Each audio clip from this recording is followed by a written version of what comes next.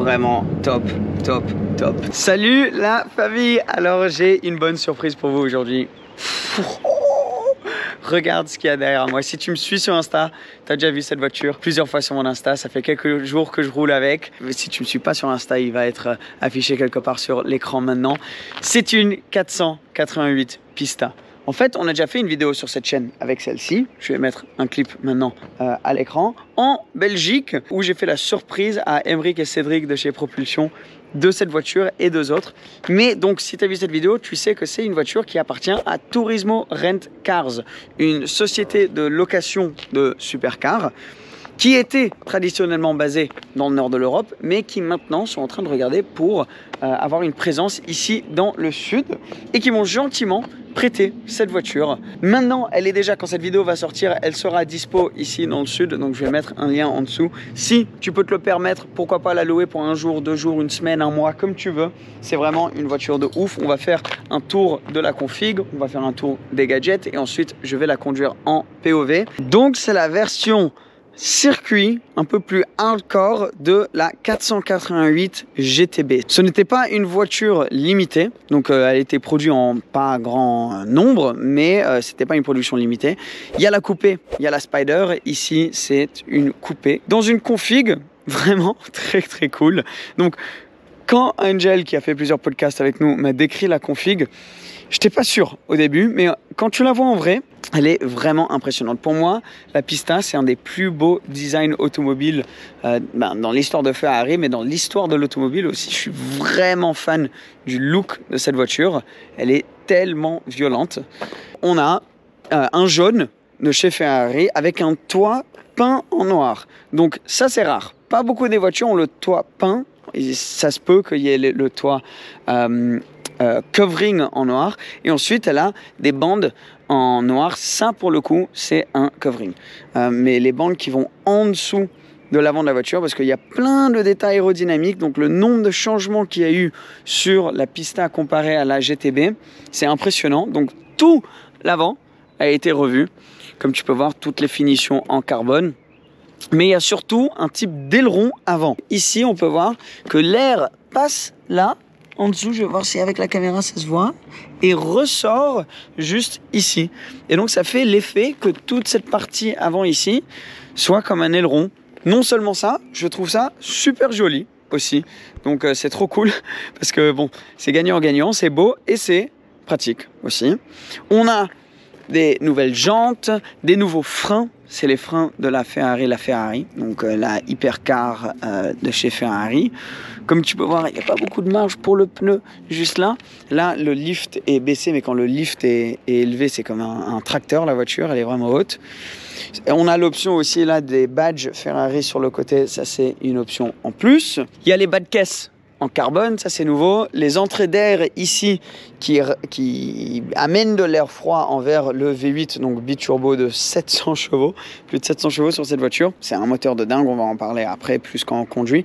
Les entrées d'air ont été changées comparé à la 488. Le moteur qu'on peut voir juste là, donc V8 biturbo, comme j'ai dit, plus de 700 chevaux, c'est un monstre. Et l'arrière, pareil, comme l'avant, complètement revu. Tout ça, ça n'y était pas sur la GTB. Là, on a donc un aileron qui... Enfin, il y a tellement de choses à vous montrer. Il y a de l'air qui passe là, il y a de l'air qui passe là, il y a de l'air qui passe là. C'est un design vraiment cool, vraiment particulier, mais vraiment sympa. Là, tu peux voir cette ouverture pour faire sortir l'air qui reste entre les pneus et la voiture. Un nouveau diffuseur très grand. Avec, donc ça c'est la lumière de recul, en fait c'est inspiré des F1 avec, je sais pas si tu arrives à voir, la petite caméra de recul ici, qui en fait est super basse, donc quand tu recules tu as l'impression que tu vas super vite, parce qu'il y a un effet de vitesse vu que la caméra est si basse. Et aussi le carbone juste là. Sur celle-ci, il y a les échappements noirs. Alors, un petit détail, même les poignées de porte ici sont un élément aérodynamique sur les 488. Ça, c'est pas juste sur la Pista, c'est aussi sur les 488. Tu as vu, le design est fait pour pointer l'air vers les entrées d'air derrière les portes juste là. T'imagines? Alors, je vais vous montrer vite fait la clé, parce que la clé a changé comparé au Ferrari d'avant.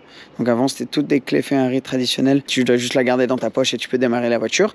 Elle ouvre aussi le coffre qui est à l'avant, qui est, en fait, comme il y a cette ouverture, tu pourrais croire qu'il n'y a pas un gros coffre, mais en fait, ça va. Là, j'ai un sac de sport dedans, mais le coffre, il est similaire à celui du 911, pour donner une ordre d'idée, donc c'est pas trop mauvais, hein. En vrai, et ce qui est cool, c'est que sur toutes les Ferrari, maintenant, tu vois, tu as ta plaque avec la config de la voiture. Donc, ça te dit, cette couleur, c'est par exemple, c'est Giallo Modena, avec de l'Alcantara Nero. Donc voilà, il y a les stitching Rosso, les surpiqûres Rosso. Tu peux voir aussi que le capot, il est tout full carbone. Alors, rentrons à l'intérieur, parce que c'est là que la config devient encore plus intéressante. On a donc le rouge, jaune et noir. Rouge avec les étriers. Putain, t'as vu la taille des étriers arrière? Jaune et noir. Et l'intérieur, c'est rouge et noir, le thème. Alors, complètement changé comparé à une 488. Pareil, comme l'extérieur, là, il y a des gros changements. Tu vois que c'est la version circuit, la version hardcore. Tout carbone. Là, sur la porte, la sculpture de ce carbone est impressionnant. Tu n'as plus de poignée. Tu as juste ces petites linguettes là que tu tires pour ouvrir la porte. Ouvrir et fermer, c'est juste ici. Tu as ton système audio qui est bon, pas exceptionnel, pas terrible. Il est juste bon, quoi. Et ces sièges full carbone aussi, qui sont impressionnants, comme ceux qui étaient dans ma Scuderia, mais juste un peu modernisés. Et cette fois-ci, avec l'option Daytona, les inserts Daytona. Tu vois, ces petites lignes-là, ça s'appelle les inserts Daytona. Et même cette petite bande rouge au milieu, c'est une option. Tu as aussi le Cavallino, donc le cheval cabré de chez Ferrari, qui est lui en surpiqûre rouge. Tu l'as deviné, c'est une option. Tu as les surpiqûres sur le toit qui est en Alcantara. Tu l'as deviné, c'est une option. Bon, comme tu peux voir, tout est une option un peu. Même si cette voiture est plus légère et qu'en gros ils ont enlevé des trucs, elle coûte quand même plus cher que la 488 GTB. Alors pas de tapis de sol pour donner, enfin ils disent que c'est pour gagner du poids, mais bon, je suis pas sûr qu'un tapis de sol ça pèse énormément. Mais bon, c'est comme ça fait plus sportif. T'as un extincteur, pareil. Pour ce côté sport, c'est cool. Et l'extincteur en rouge, du coup, qui va bien avec l'intérieur. Quand tu es dans la voiture, qu'est-ce qu'on a là? Alors, il y a plein de choses qu'on pourrait garder. Premier truc, c'est le fait qu'il n'y ait pas de boîte à gants. T'as pas de boîte à gants.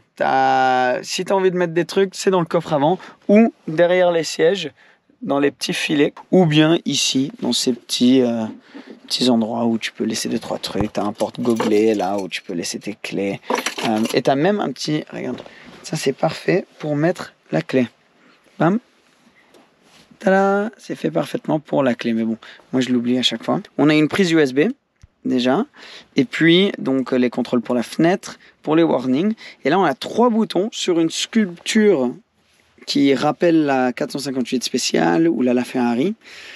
Le bouton launch. Donc ça, c'est le launch control que tu peux faire plusieurs fois parce que c'est une double embrayage dans celle-ci.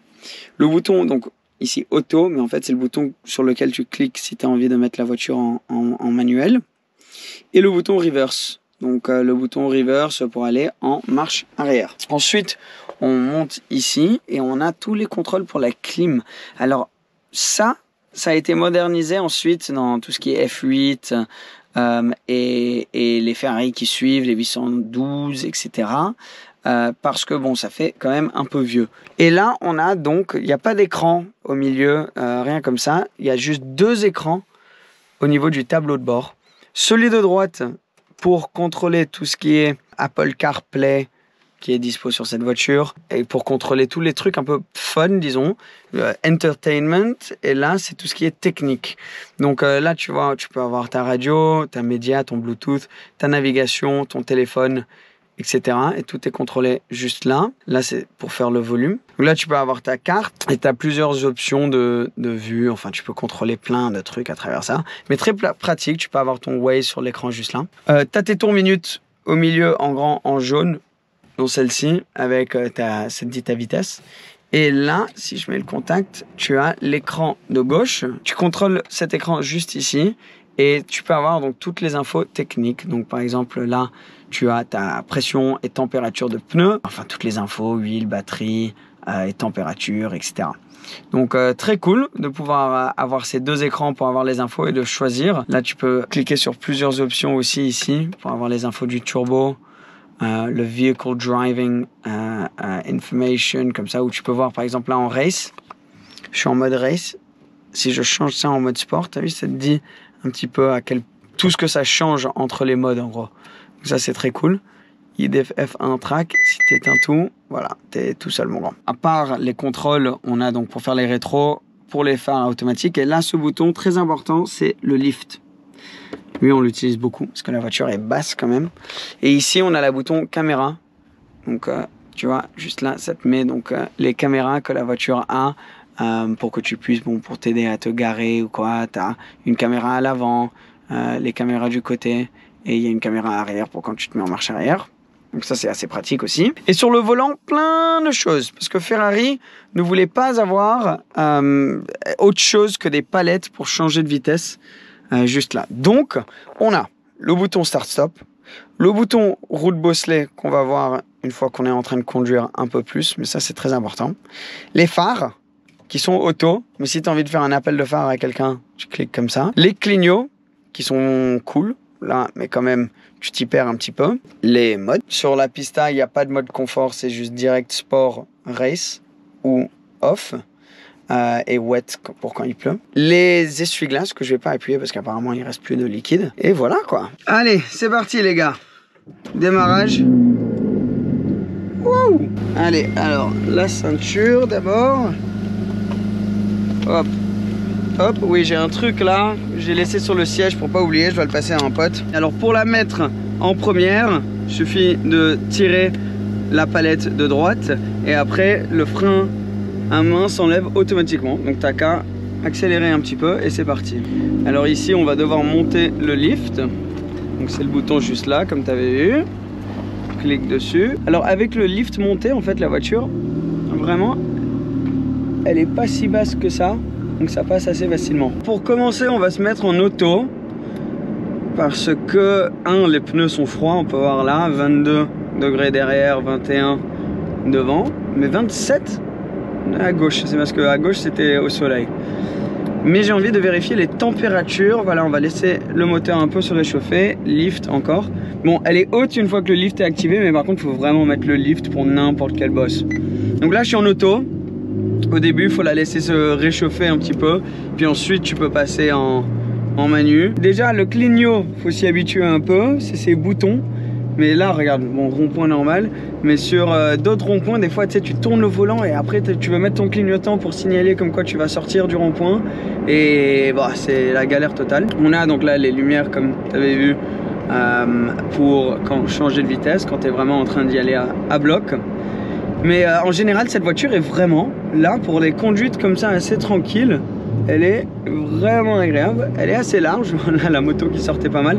Elle est assez large. Mais si tu as envie de te mettre donc en sport, qui est l'équivalent de normal, et être en auto, comme tu peux voir, là, tu es tranquille. Vraiment, la voiture, elle est super facile à conduire. La suspension est pas si dure que ça. Oui, plus dure que dans une 488 GTB. Mais bon, rien de ouf. Les sièges sont non seulement beaux, mais ils sont aussi assez confortables. Il y a beaucoup de place à l'intérieur. C'est pas très claustrophobe. Il y a un coffre, voilà, puis ça va.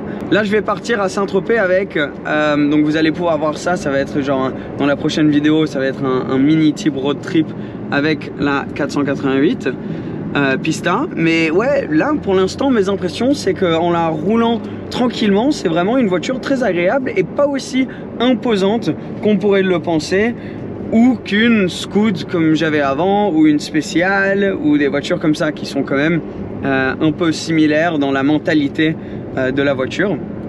Mais bon, une fois qu'elle est un peu plus chaude, on va commencer à la réchauffer un peu. Donc pour sortir de auto, comme j'avais expliqué avant, tu cliques là sur le bouton auto et là tu utilises une des plus grosses forces de cette voiture, c'est sa boîte double embrayage qui est exceptionnelle. Donc non seulement elle est très rapide, mais surtout juste bam, c'est tellement fluide.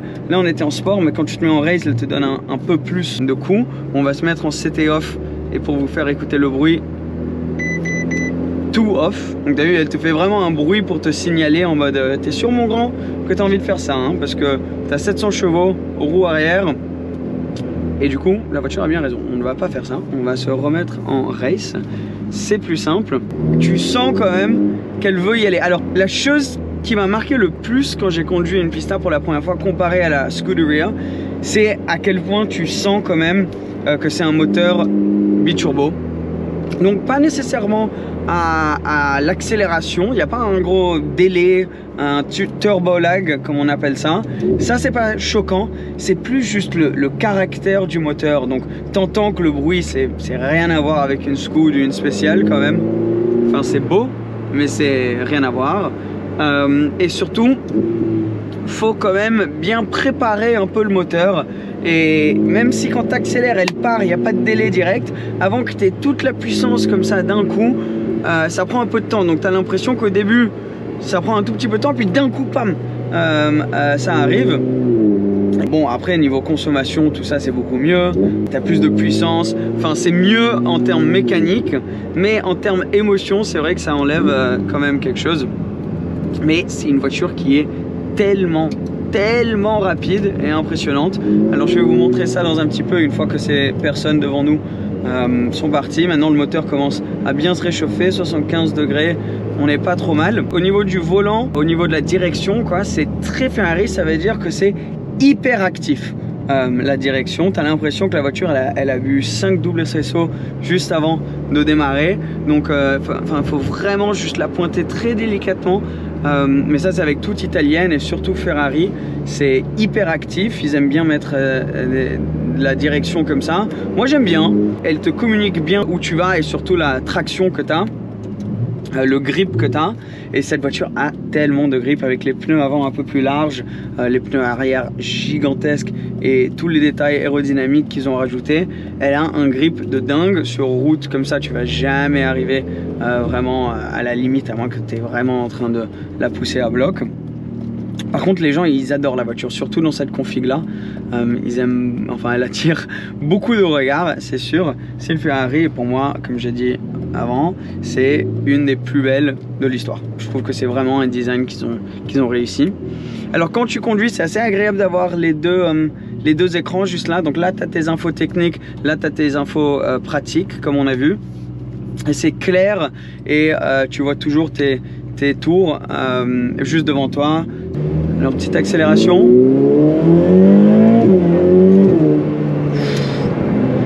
Bon ça pousse hein, parce que là c'est vraiment pas une grosse accélération mais... Oh là là là là là là. Et t'as vu la boîte de vitesse? C'est comme dans la 765 LT que j'avais conduit. J'avais décrit que normalement quand tu changes de vitesse, t'as un petit temps de respiration limite entre les deux vitesses et après ça reprend. Mais avec ces nouvelles voitures double embrayage et avec tellement de puissance, bam, il n'y a aucun temps de respiration. Genre tu changes de vitesse et elle est repartie, donc ça ne s'arrête pas. Ah, c'est d'une violence. Vraiment, il faut être humble avec celle-ci parce que, comme j'ai dit, propulsion avec autant de puissance, faut vraiment la respecter. Wow. Je sais pas si vous avez vu là, mais enfin, t'as l'arrière qui commence un tout petit peu à bouger. Mais la boîte est vraiment super. Comparé à la Scuderia que j'ai pu apprendre à connaître assez bien, j'ai la chance de faire beaucoup de kilomètres dans celle-là. C'est vraiment la boîte de vitesse qui change le plus. Et je sais pas si, enfin ça va être très dur à voir en vidéo, mais le fait que ces turbos ils prennent un petit peu de temps à arriver, c'est quand même assez fun, tu t'y habitues un petit peu. Alors il y a un bouton qui est très cool dont on a parlé tout à l'heure, c'est route bosselée. Donc quand j'arrive en ville comme ça un peu plus, je mets directement le bouton route bosselée. Je vais descendre jusqu'en première. T'as vu ces lumières là qui s'allument? Exceptionnelle cette voiture quand même. La suspension est à mon goût genre presque parfaite. Elle est pas trop dure, tu peux la rouler avec le bouton route bosselée, mais par contre qu'est-ce qu'elle te renvoie des sensations à travers le volant. Elle est vraiment top, top, top. T'as tout le carbone autour de toi, t'as l'impression d'être vraiment dans une voiture de course. Et la performance, c'est d'une violence, c'est un énorme step up entre la spéciale et la pista en termes d'accélération et je sais pas, de sensation de performance. T'as quand même ils ont passé un cap, et ça c'est à cause ou grâce à McLaren qui ont sorti la 720S, et Ferrari ont dû répondre parce que la 720S était tellement sur un autre niveau quand elle est sortie de la concurrence qu'ils ont dû répondre rapidement avec la pista, puis avec la F8 Tributo directement après. Et voilà quoi, donc c'est allé assez vite, et c'est pour ça qu'il y a eu un saut gigantesque dans les performances de ces voitures là, et maintenant on est vraiment à un point où enfin elles sont toutes tellement performantes. Ça c'était des performances de hypercar il n'y a pas si longtemps, ce que cette voiture peut faire. Donc non, c'est vraiment impressionnant.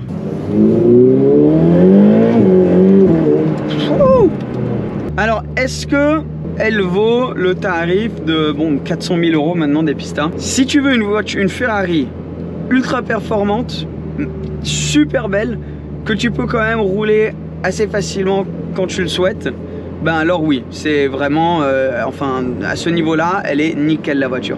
Si tu cherches la Ferrari la plus émotive, l'expérience le plus dramatique possible dans une supercar, même si visuellement elle est tellement belle, je pense pas que ce soit la Ferrari qui fait ressentir le plus de sensations. Pour ça, il y a la spéciale, 599 GTO, F12 TDF, même si c'est d'autres budgets sur certaines d'entre elles. C'est une superbe voiture, mais c'est un peu comme une 720S au goût de Ferrari, si tu vois ce que je veux dire. C'est mécaniquement un objet juste fantastique, mais émotionnellement, c'est quand même incomparable aux Ferrari de il y a 5 ans auparavant, de celle-ci. Mais bon, après, c'est sûr que les voitures vont dans ce sens-là, c'est normal, ils n'ont pas trop le choix. Alors, petite accélération.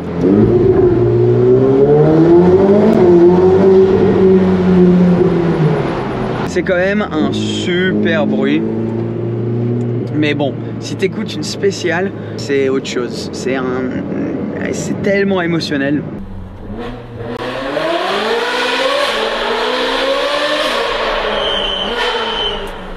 Alors ceci dit, comparé aux voitures modernes dans cette catégorie-là, donc disons 720S, etc. Alors là, pour le coup, la pista, je pense, est super parce qu'elle a quand même un peu plus d'émotion qu'une 720S. Je la trouve plus belle. C'est une Ferrari, il y a quand même quelque chose, il y a un pouvoir derrière la marque. Et je la trouve vraiment, elle est tout aussi pratique. Comparé à une 911 Turbo S, bon, t'as pas les places arrière, mais sinon elle n'est pas nécessairement beaucoup plus dure à rouler. Franchement, ça m'étonnait, parce que la Turbo S est tellement facile à rouler, mais franchement cette voiture, et enfin tu la mets en auto, en sport comme j'ai dit, et tranquillou quoi. Donc à ce niveau là, franchement ils ont grave géré.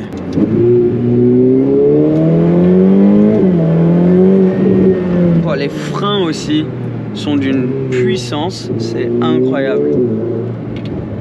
Les freins céramiques donc de la Ferrari en gros. Et enfin voilà, j'ai tout dit, c'est les freins de la Ferrari, donc qu'est-ce qu'il faut dire de plus quoi. C'est ultra puissant, souvent sur des céramiques. Le problème que moi j'avais sur la Scud, comme c'était une des premières générations de céramique, c'est qu'il prenait super longtemps à se réchauffer et t'avais pas énormément de retour de la pédale de frein. Donc tu sais, des fois tu freinais super fort d'un coup et des fois ça freinait pas. Et donc ouais, fallait s'y habituer un peu. Une fois que tu t'y habitues, ça va. Avec celle-ci, il n'y a pas du tout ça. La pédale te communique exactement ce qui est en train de se passer au niveau des freins. Ça prend pas si longtemps, bon comme toute voiture ça prend un peu de temps quand même à chauffer les freins, mais pas si longtemps que ça. Et c'est très agréable, et surtout les freins sont tellement puissants, faut faire attention, tu sais, quand tu as quelqu'un derrière toi et que tu freines fort, enfin c'est tellement puissant que toi tu oublies que la voiture derrière a pas nécessairement la même puissance de frein. Et c'est de rond-point. Moi je dois aller dans le sens là-bas, mais le rayon de braquage il est bon, mais je vais pas prendre le risque quand même, parce que il n'est pas non plus exceptionnel, et celle-ci n'a pas les jantes en carbone qui sont optionnelles. heureusement, parce que sinon je crois que c'est genre 30 000 pour les 4 jantes, quelque chose comme ça. C'est un truc de dingue. Mais quand même si elle n'a pas les jantes optionnelles, je vais quand même pas prendre le risque parce que on ne sait jamais. Bon la famille, on va faire plus de routes avec celle-ci, plus hardcore. On va pouvoir y aller quand même assez costaud. Comme j'ai dit, je vais aller à Saint-Tropez là avec, donc on va la tester sur vraiment petite route, on y va à fond.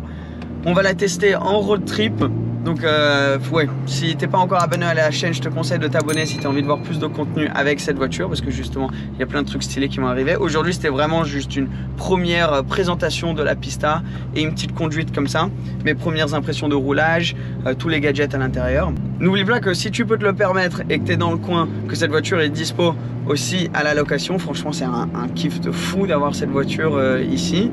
Donc si tu peux te le permettre, je vais mettre tous les détails de Turismo Rent Cars et je vais aussi essayer de négocier avec Turismo pour qu'on puisse faire gagner genre une journée dans la voiture ou un passager avec moi ou un truc du genre, pour que tu puisses, certains d'entre vous puissent aussi avoir l'expérience dans cette caisse sans nécessairement devoir la louer pour 4 à 5 jours. Voilà, enfin ils font des locations à la journée, à la semaine, au mois, comme vous préférez. Voilà les gars, donc la prochaine vidéo, on part en road trip à Saint-Tropez. Si t'aimes bien ce genre de test POV, je vais mettre en haut dans un des coins là une vidéo en 765 LT. Il y aura une vidéo aussi en Porsche Taycan GTS Sport Turismo. C'est tellement long les noms en ce moment de ces voitures. Merci d'avoir regardé la vidéo. Lâche un petit pouce si t'as kiffé. Et je vous dis à très bientôt. Ciao la famille!